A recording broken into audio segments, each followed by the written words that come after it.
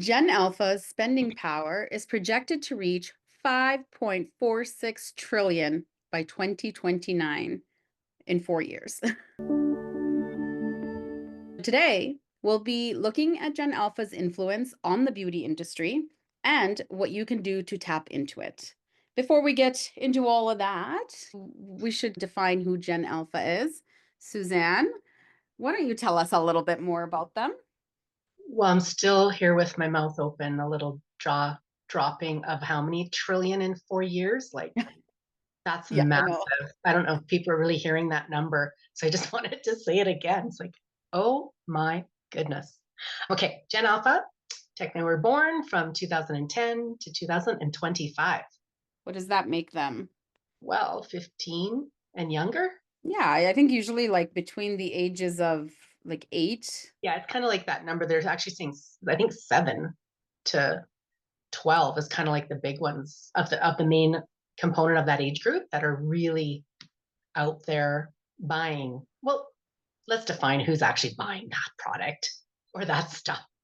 Yeah, But they're they're not definitely buying pushing it. it. They're out there. They're looking at TikTok, all the social media stuff, and the latest and greatest. And they have a very unique way of their buying power in their households as well, right?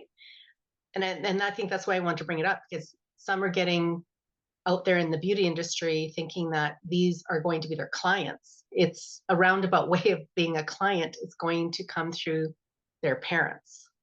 Yeah, It's not going to be the child. It could be the child coming in, but really it's the parent. So, or the guardian or whoever is the person that's buying all of this for them. Maybe it's auntie, yeah. uncle, your best friend's mom. Like, I don't know, that type of thing. And I think it speaks to the times that we're in too, right? Like especially in North America, we have the privilege of having the comfort, the disposable income. So parents are more willing to spend this money on their kids than previous generations have been. Well, and a lot of it too is because they didn't know. They weren't taught it. So they want to teach it to their kids. So millennials want to teach their children the things that they learned, whereas the generation before that was kind of like you were figuring it out on your own almost. And before Mhm. that, even, right? So now there's much more information about it and keeping care and the health from externally to internally. And I think that's a big part of why it's such a big thing. And also it's at their fingertips. So if the Yeah. parents aren't on board, the kids know about it. And that's what we need to understand is that where they getting the information from. So maybe out there looking at your current clients you have, or if you are reaching out on social media and showing these things, maybe that's how you can educate your viewers on their children. Do you know, like things like that idea? So really educate them through their parents is the first thing that you need to do, unless they're bringing them in. That's an easy one for you already because then they already trust you and they're coming Yeah. to you for advice, which is perfect. That's what we want, right? Mhm. I remember that like many, many years ago. I was a very, very young girl. She was only 12 or 13, but starting junior high. That's about the age, isn't it? Here? I think Yep. so. I'm a little Mhm. out of touch, but I remember having my own kids and thinking, wow, that's awfully young that you want to start waxing them, but in their privates, right? In Mhm. those areas. And I think, but mom does it. So she wants her daughter at that time. And I said, well, we can. I just had a good conversation with my client and try to understand why she wanted to start Brazilians and that type of thing. And she just felt it was for hygiene and she loved it and wish she knew about it at her age too. And I said, okay, like let's make sure that she understands what she has to do because they're still having to take care of themselves, hygiene wise, because, think about the ingrown hairs and think about, the products you're using that's not going to, they have very, very delicate skin. And especially even there, we already still have very delicate skin. So Mhm. helping them understand what to use, how aggressive can you actually get with exfoliation for a 12-year-old, right? So it was just educating the client, but I was really happy at that time this client came to me and asked me during a session for herself. And that's why this came to mind. It's like, yeah, actually, this isn't new. It's just Mhm. louder, I think. But it's also different because the kids have access to the information themselves. So they're not Exactly. looking for wisdom or advice because I have kids that Yeah, age, they already know everything, so they don't need yeah, our help.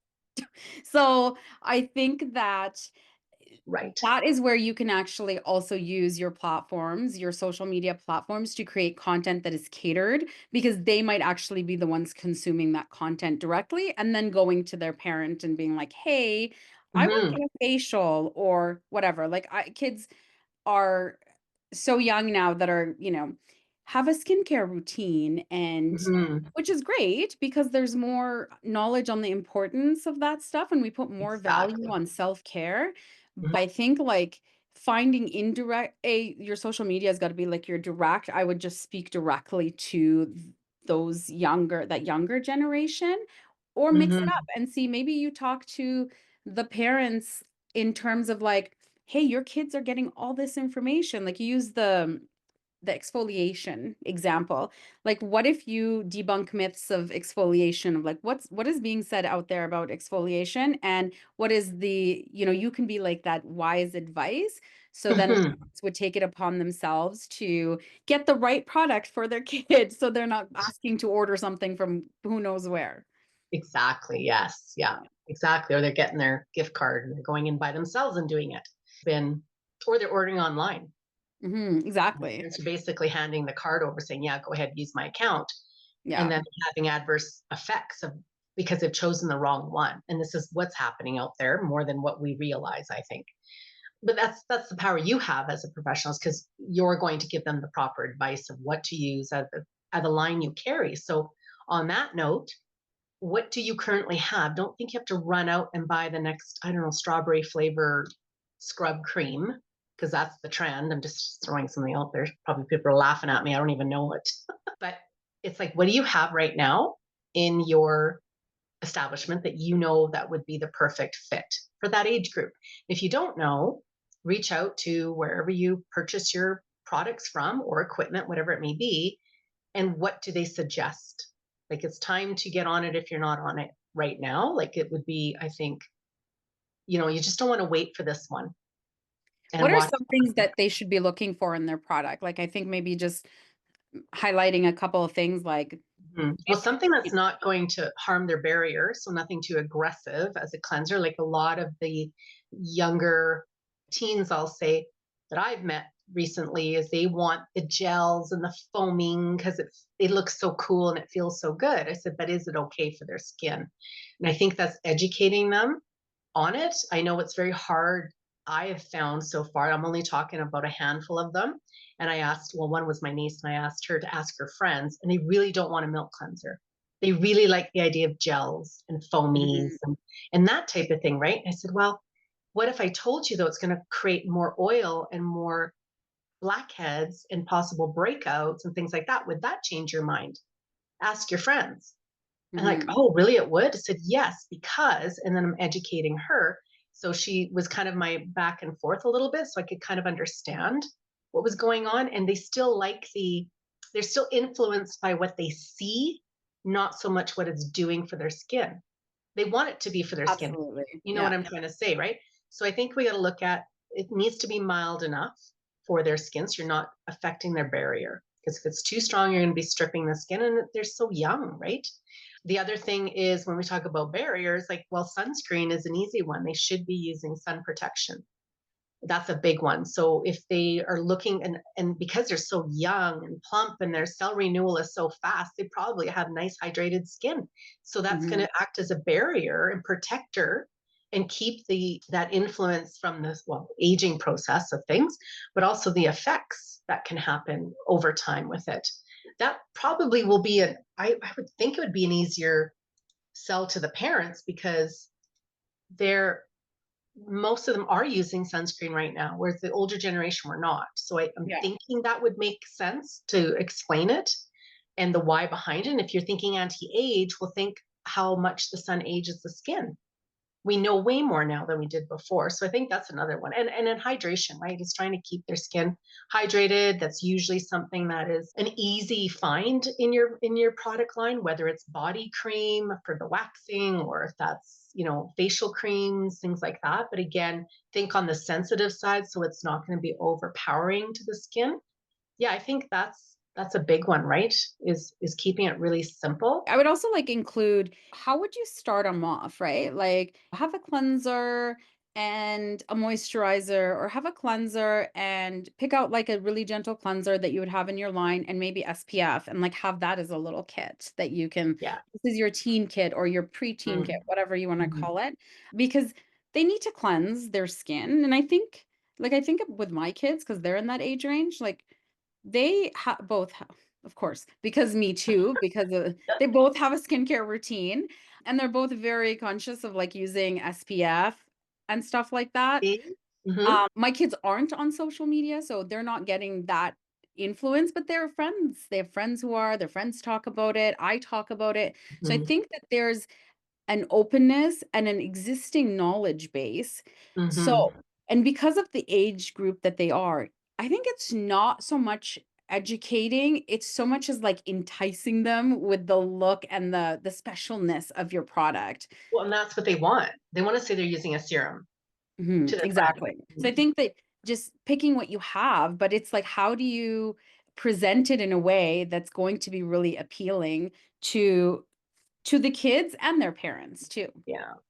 Typically, you can find some sheet masks. Those are always fun, and they're on a hydration level, so Mhm. that's gonna be good for their skin. It's not gonna be overpowering of any way and that way of things, right? But you wanna look at, talk about the science backup on it. Like, if you're thinking like, in my mind, I'm thinking of Bernard Cassier and their Nutri-Sensitive line is microbiome balance. So that's a big one. Like, they're talking about keeping the balance of the skin, the healthy bacteria on the skin. So it doesn't have to be probiotic skincare per se, but you can explain to them, well, this is a probiotic, if that's like a trendy word for them. So really Right. dive into your products of what's out there currently in your hands. And if you don't carry everything of the brand, maybe they have something, right? So it's really about reaching out and asking them. And it can be like you can have fun with it too. I'm thinking about how it's all flashbacks to my business days, but I had a client who actually convinced me to do a birthday party for her 10-year-old and had a couple friends.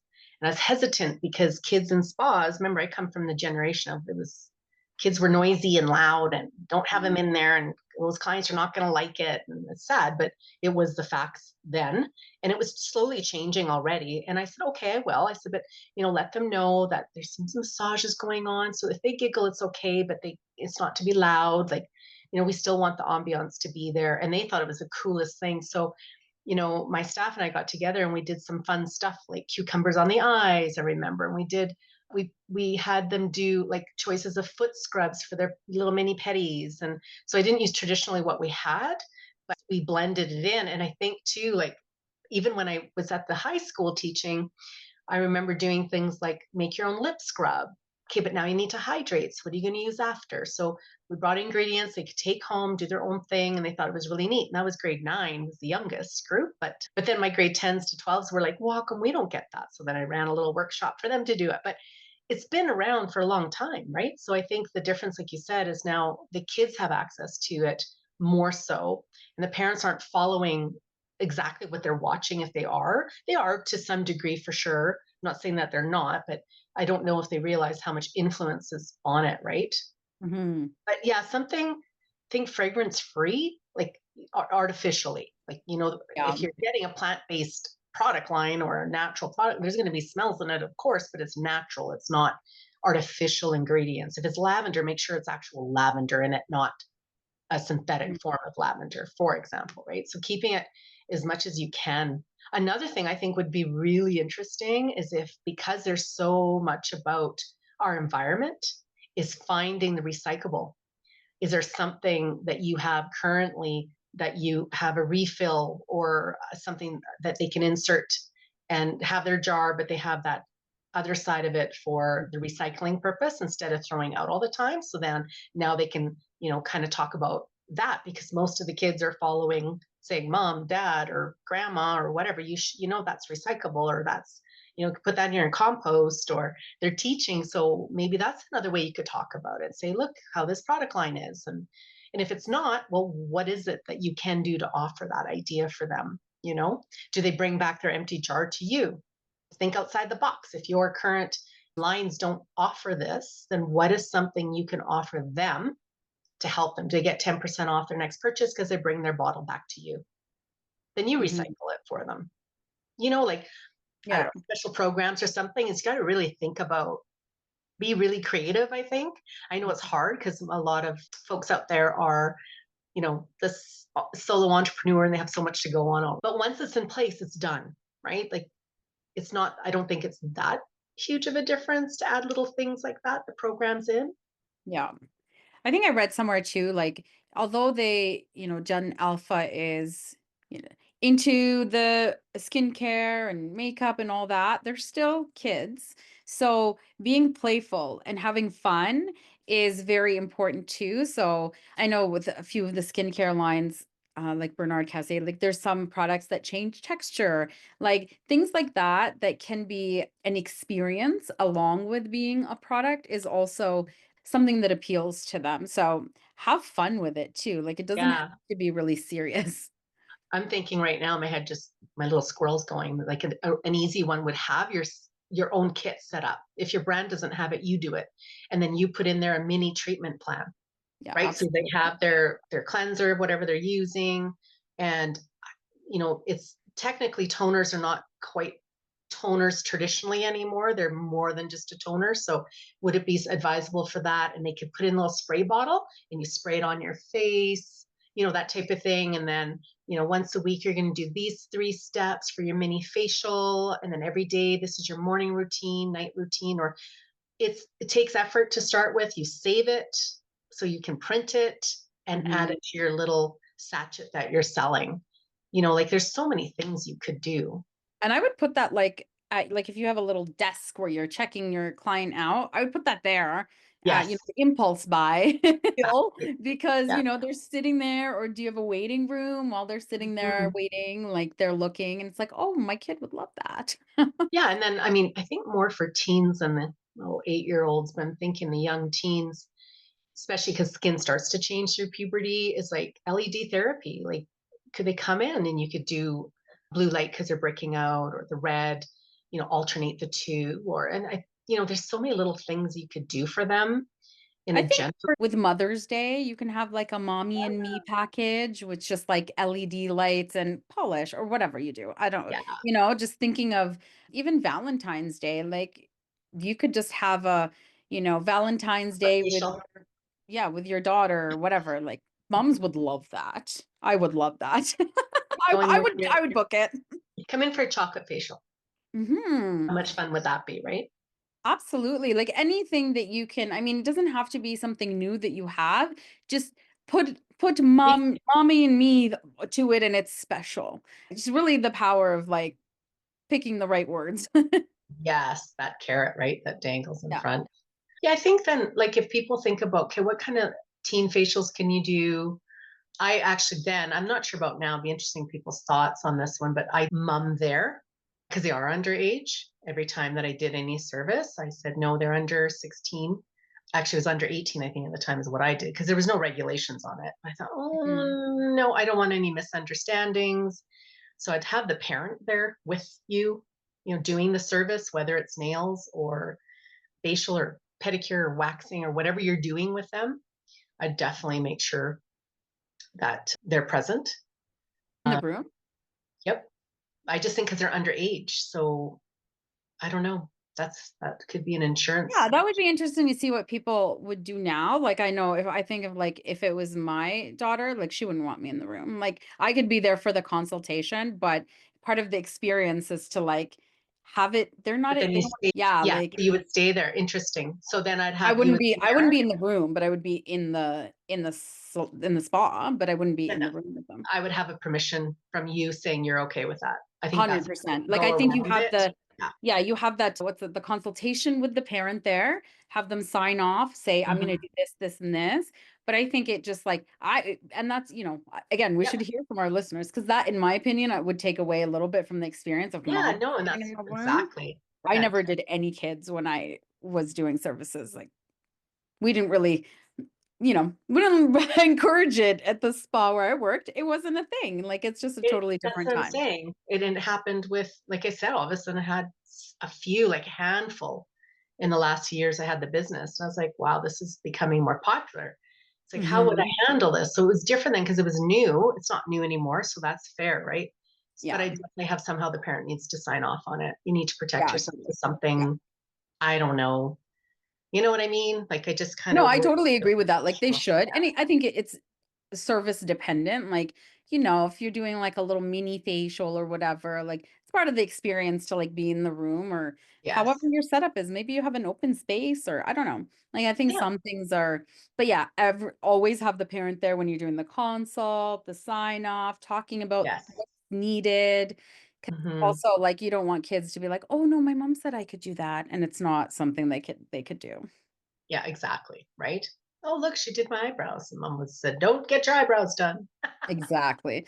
They can be a little creative. I think too, when we didn't touch on exfoliation, that's a big one for this generation too, is keeping it really simple, like gentle. So I'm thinking in my mind more like an enzyme based, nothing too aggressive, even though, they want to do the retinols and they want to do all these stronger things, even though they know it's not like you can educate them all they want, but somehow in there you're going to have to try to explain to them, and then what could they use? So don't say no, you're too young to exfoliate. It's Mhm. like, okay, what can I do?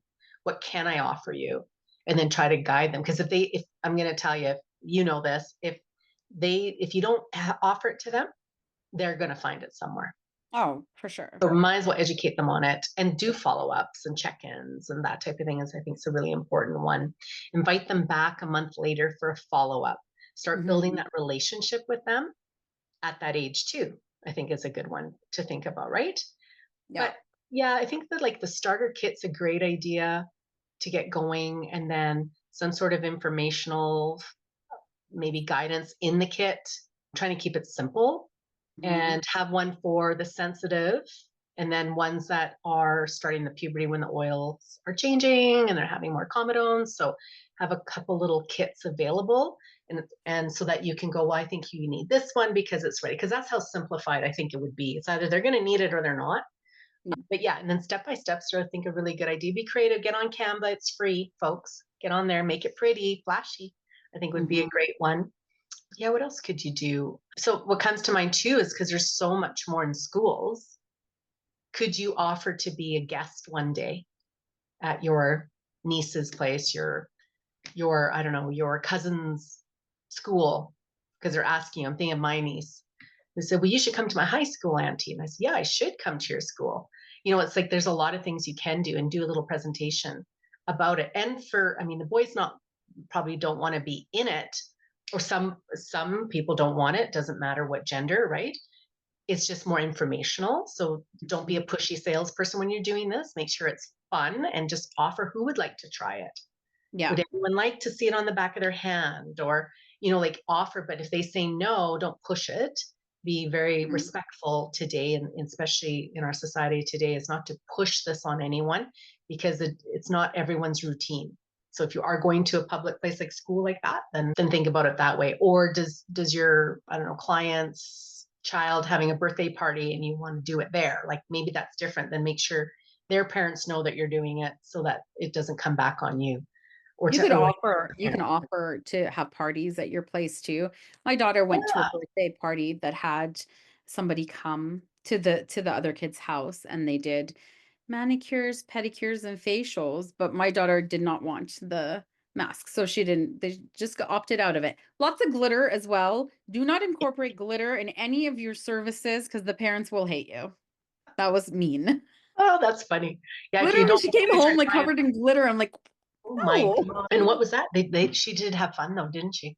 She did. No, when I went to pick her up, I walk in through the door, and the mom that was there, she was like, I'm so sorry. My husband's going crazy, but there's glitter everywhere. I'm like, oh, awesome. Like she even regretted it.